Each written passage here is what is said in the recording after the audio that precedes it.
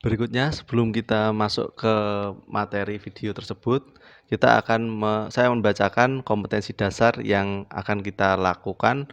Yang pertama adalah menerapkan style pada halaman web, kemudian membuat kode HTML untuk menampilkan style tertentu pada sebuah halaman web. Untuk indikator pencapaian kompetensinya, yang pertama yaitu mengimplementasikan hasil pembuatan style dalam program tampilan halaman web. Yang kedua, menguji program tampilan web dengan style dalam sebuah halaman web. Kemudian untuk tujuan pembelajaran pada media ini, yang pertama yaitu melalui pengamatan terhadap beberapa model web secara online dan melakukan diskusi dan tanya jawab serta pemanfaatan media pembelajaran. Peserta didik dapat mengimplementasikan hasil pembuatan style dalam program tampilan halaman web dengan kreatif, rasa ingin tahu, dan bertanggung jawab. Yang kedua, melalui penggunaan perangkat teknologi informasi dan penggunaan modul, serta melalui eksplorasi di internet dan pengerjaan proyek, peserta didik dapat menguji program tampilan web dengan style dalam halaman web dengan percaya diri dan tanggung jawab. Selamat berjumpa kembali di video pembelajaran kita yang ketiga. Pada kesempatan hari ini kita akan mempelajari terkait dengan format style pada sebuah halaman web. Silahkan kalian saksikan video berikut ini. Yang sebelumnya menjadi beberapa bagian, ada header, kemudian punya hero image, kemudian ada konten utamanya adalah artikel, dan di bawahnya ada footer. Nah, pada kesempatan hari ini kita akan mengubah sedikit desain tersebut sehingga kita bisa menggunakan float untuk pada bagian utamanya. Nah, nanti hasil akhirnya kurang lebih akan rancangannya seperti berikut.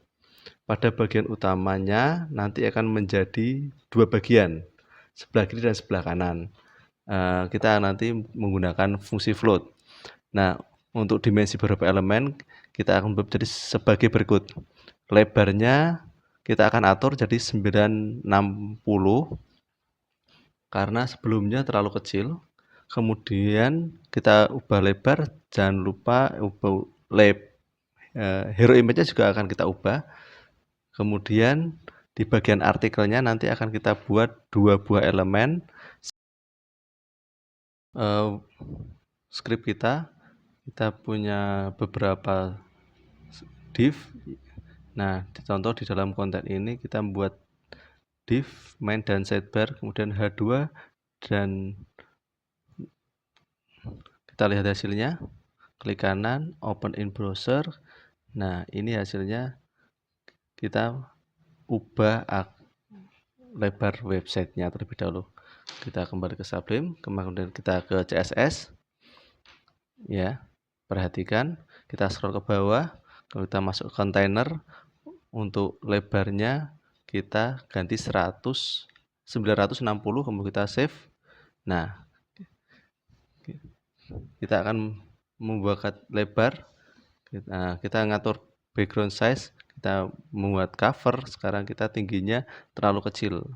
Ya, kita akan ubah juga tingginya supaya gambarnya muat. Kita kembali ke CSS-nya, kita bagian ke hero. Ya, height-nya 260, kita ubah jadi 300. Kita refresh. Nah, kita coba lagi di 320. Ya, oke. Nah, ini cukup. Nah, kita gambarnya juga kita atur. Kita ke CSS, kita ganti minusnya, kita coba 200. Kita refresh, masih kurang atas. 230, kita cek, refresh lagi. Nah, ini cukup ya. Oke, hero-nya sudah kita perbaiki. Kita memperbaiki dua kolom di dalam bagian konten. Kita ke Sublime, kita ke HTML-nya. Nah, dalam konten ya berarti ya. Nah, kita buat div, yang pertama main, yang keduanya kita kasih sidebar. Yang di dalam mainnya adalah setelah tulisan H2 dan tulisan P-nya. Nah, kita copy atau kita cut bisa. Ya, kita arahkan ke scroll. Nah, di blok, kita blok semuanya teksnya dari H2 dan P.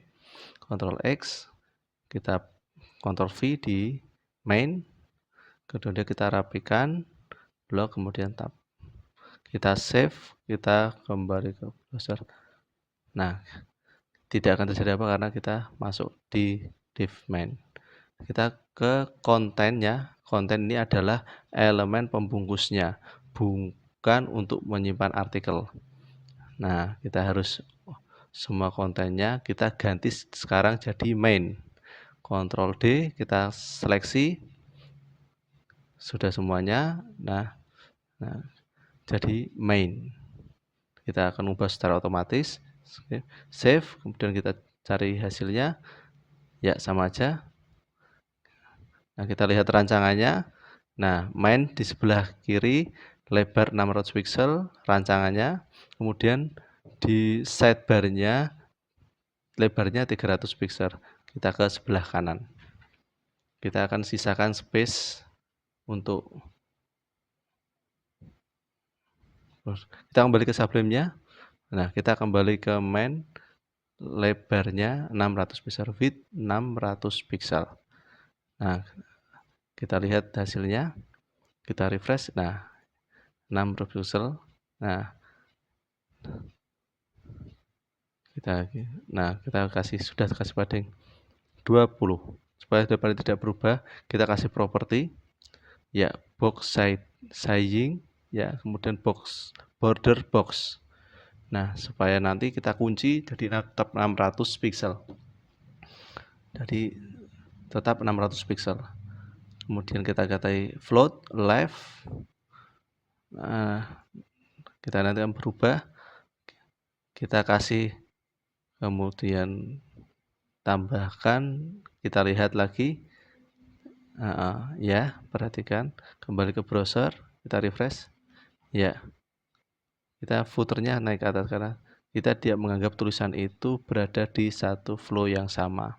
Nah, untuk mengatasinya seperti ini, kita harus menghentikan floatnya. Nah, kita kasih, ya, kita tambahkan ke bagian konten sebagai pembungkus main dan sidebar-nya. Caranya search aja micro reflect, kita klik, ya, kita copy, ya, di akhir CSS kita, komentar clear fix, kita simpan di bawahnya, komentar kita hilangkan, kita kasih kelas CF. Ke bagian konten tambahkan kelas CF.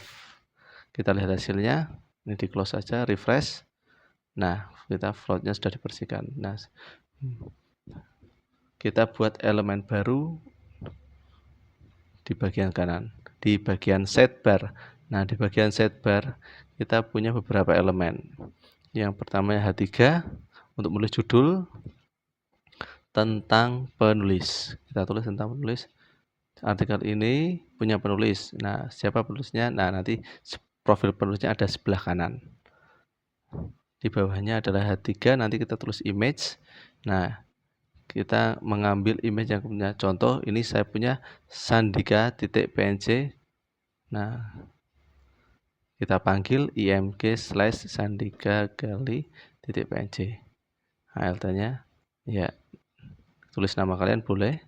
Nah, kenapa tidak muncul? Ya, oh ya, kita ganti dulu tadi. Ya, ini sudah muncul. Nah, ini yaitu kita perbaiki ukuran gambar. Nanti kita atur tulisan supaya lebih besar dan lebih bold, ya. Tapi nanti kita lakukan adalah memberikan lebar untuk si sidebar-nya. Nah, tadi lebarnya adalah 300. Untuk footer kita nama sidebar. Setelah sidebar, kemudian ke lebarnya width-nya 300 pixel. Kita oke, kita lihat, save, refresh. Nah, ya, karena kenapa pindah? Nah, supaya nanti pindah ke atas. Nah, kita kasih nanti kita float right. Kita nanti menyisakan ruangan di antara dua div tadi. Kita kembali ke CSS-nya. Kita kasih lebarnya float right. Kita kasih lihat, coba refresh. Nah, kita akan kembali lagi ke atas. Kita flow live. Kita coba. Nah, nanti kita lihat refresh. Nah, dia akan nempel ruang kosongnya di sebelah kanan. Jadi ruang kosongnya dia dari tengah, maka sidebar-nya kita berikan nempel ke kanan.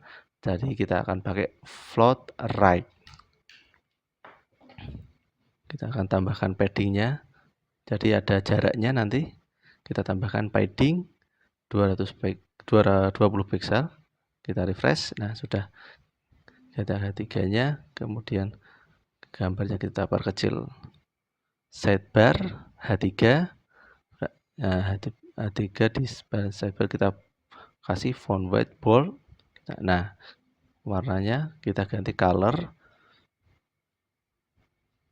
Kita atur apa warna abu-abu. Nah, cukup ya. Nah, kita akan atur ukuran gambarnya. Sidebar match, width-nya 70 pixel, height-nya 70 pixel. Nah, seperti ini. Nah, nanti kita akan berikan tulisan biodata si penulis mengelilingi gambar. Kita akan kembali indeks. Di bawah image kita bikin paragraf. Kita tulis sembarang, teks sembarang dulu. Ya. Nah, defaultnya. Nah, di bawahnya kita nanti atur mengelilingi gambar. Ya, kita kasih float wrapping nanti. CSS image kita kasih float di bagian sidebar, live, refresh. Ya, sudah. Kita kasih padding right saja, kita atur bentuk pixel. Ya, kita akan sudah cukup ya.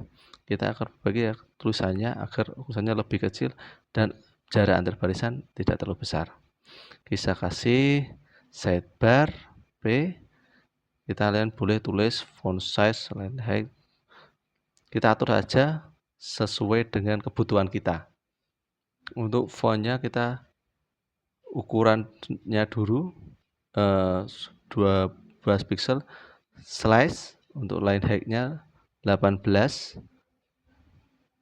pixel dan jenis fontnya adalah Arial. Kalau kalian tidak mengisi font, nah kita tidak akan berfungsi. Refresh. Sebelah kiri, sebelah kanan. Kita nambahkan elemen dari artikel lain, kemudian sosial media. Intinya kalian sudah punya 2 kolom dan sebelah kiri dan sebelah kanannya sidebar. Nah, ini kita mengatur saja untuk video yang ketiga ini ya, dan float right dan float right.